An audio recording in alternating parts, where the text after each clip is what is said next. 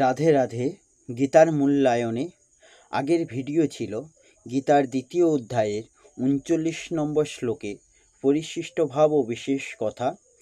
আজ ৪০ নম্বর শ্লোক বলবো ও তার ব্যাখ্যা সহ অনুবাদ করে বলবো। ৪০ নম্বর শ্লোক সংস্কৃতে বলা হয়েছে, ন ইহ অভিক্রমনাশ অস্তি পত্যব্যায়ন বিদ্যতে স্বল্পম অপি অস্য ধর্মস্য ত্রায়তে মহত ভয়াত। এই শ্লোকের অনুবাদ হলো, জগতে এই সমবুদ্ধিরূপ ধর্মের প্রচেষ্টা নষ্ট হয় না, এই কর্মের কোনো বিপরীত ফল হয় না এবং এই ধর্মের অল্প আচরণও মহাভয় হতে রক্ষা করে। এই শ্লোকের অপর একটি অনুবাদ হলো, এই ভক্তিযোগের অনুশীলন কখনো ব্যর্থ হয় না এবং তারও কোনো ক্ষয় নেই। তার স্বল্প অনুষ্ঠানের ফলে মহাভয় থেকে পরিত্রাণ লাভ করা যায়। এই শ্লোকের ব্যাখ্যা হলো, এই সমবুদ্ধির সমতা যদি কেবলমাত্র আরম্ভও হয় তাহলেও সেই প্রারম্ভের বিনাশ হয় না। সমতা প্রাপ্তি করার জন্য মনে যে আগ্রহ উৎকণ্ঠা আসে সেটি হচ্ছে এই সমতার প্রচেষ্টার আরম্ভ। এই আরম্ভের কোনো বিলুপ্তি হয় না, কারণ সত্য বস্তুর জন্য আকাঙ্ক্ষাও সত্যই হয়। এখানে ইহ কথা বলার অর্থ এই যে এই মনুষ্যলোকে মনুষ্যই এই সমবুদ্ধি লাভ করার অধিকারী। মানুষ ছাড়া অপর সকলেই ভোগজনী সম্পন্ন, সুতরাং তাদের বিষমতা রাগ দেশ দূর করার উপায় নেই, কারণ শুধু রাগ দেশপূর্বকই ভোগ হয়ে থাকে। রাগ দেশ না থাকলে ভোগ হয় না, বরং তাতে সাধনই হয়। সকামভাবে করা কর্মের মন্ত্র উচ্চারণ যজ্ঞবিধি ইত্যাদিতে যদি কোনো ন্যূনতা থাকে তবে তার ফল বিপরীত হয়। যেমন পুত্রপ্রাপ্তির আশায় কেউ যদি পুত্রেষ্টি যজ্ঞ করে তা এবং তার বিধিতে কোনো ত্রুটি হয় তবে পুত্র হওয়া তো দূরের কথা, গৃহে কারোর মৃত্যুও হতে পারে। আর নিয়মাদিতে কোনো ঘাটতি থাকলে তত বিপরীত ফল যদি নাও হয় তাহলে পুত্র স্বাভাবিক দেহে জন্মায় না। কিন্তু যে ব্যক্তি এই সমবুদ্ধিকে নিজ অনুষ্ঠানে আনার জন্য চেষ্টা করে তার চেষ্টার অনুষ্ঠানের কোনো বিপরীত ফল হয় না, কারণ তার অনুষ্ঠান ফলের ইচ্ছা থাকে না।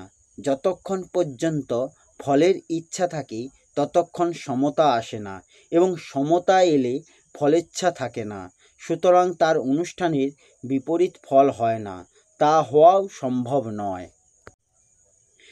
বিপরীত ফল কি? এই সংসারে বিষমভাবে রাখাই বিপরীত ফল। সাংসারিক কোনো কার্যে অনুরাগ হওয়া এবং কোনো কার্যে দ্বেষ হওয়াই বিষমতা, এবং এই বিষমতার দ্বারাই জন্ম মৃত্যুরূপ বন্ধন হয়। কিন্তু মানুষের মধ্যে যখন সমত্ববোধ আসে তখন রাগ দেশ থাকে না, এবং রাগ দেশ না থাকলে বিষমতাও থাকে না। তাহলে আর বিপরীত ফল হওয়ার কোনো কারণই থাকে না। এই সমবুদ্ধিরূপ ধর্মের সামান্য ক্রিয়াও যদি করা হয়, জীবনে যদি সামান্য সমতাও আসে, আচরণে সামান্যতম সমভাবও আসে, তাহলে জন্ম মৃত্যুরূপ মহাভয় হতে রক্ষা পাওয়া যায়। সকাম কর্ম যেমন ফল প্রদান করে নষ্ট হয়ে যায়, এই সমতা তেমন ধনসম্পত্তি ইত্যাদি কোনো ফল প্রদান করে বিনষ্ট হয় না, অর্থাৎ এর ফল বিনাশীল। ধনসম্পত্তির ইত্যাদির প্রাপ্তিতে নিঃশেষ হয় না। সাধকের অন্তঃকরণে অনুকূল প্রতিকূল বস্তু ব্যক্তি ঘটনা পরিস্থিতি ইত্যাদিতে যে পরিমাণে সমত্ব ভাব জাগরিত হয় তা তার অন্তঃকরণে অটল থাকে। এই সমত্ববোধ কোনো কালেই বিনাশ হয় না।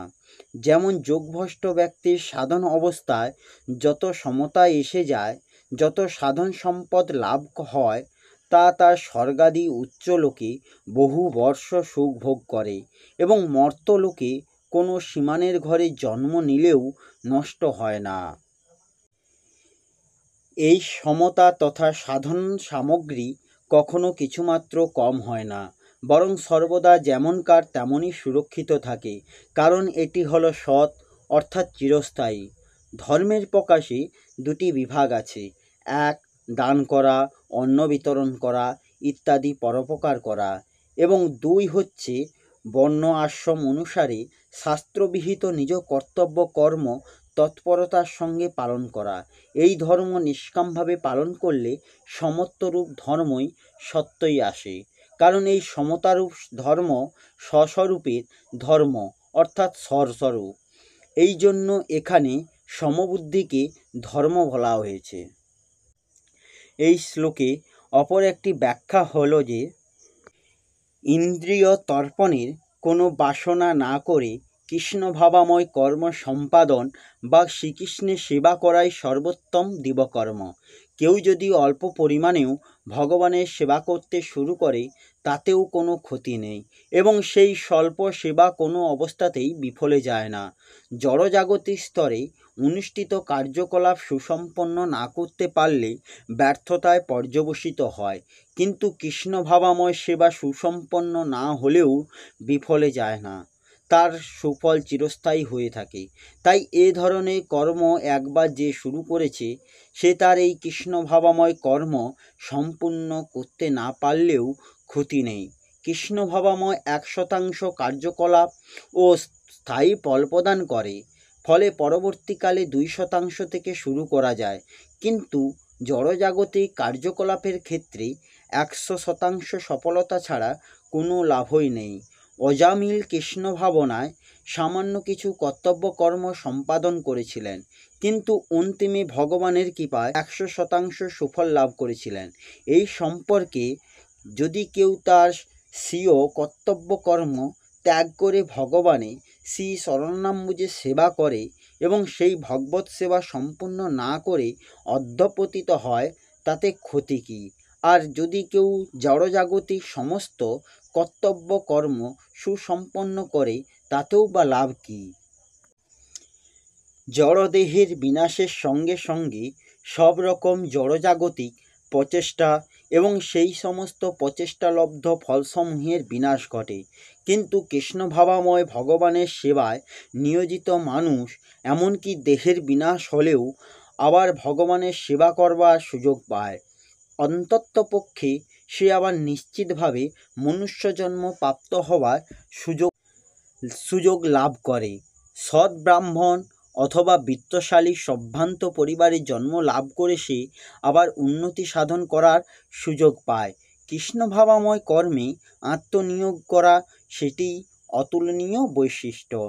এই হল শ্রীমদ্ ভগবদ্গীতা 2য় অধ্যায়ের 40 নম্বর শ্লোকের ব্যাখ্যাসহ অনুবাদ। আসবো পরের ভিডিওতে। রাধে রাধে। জয় শ্রীকৃষ্ণ। জয় গীতা।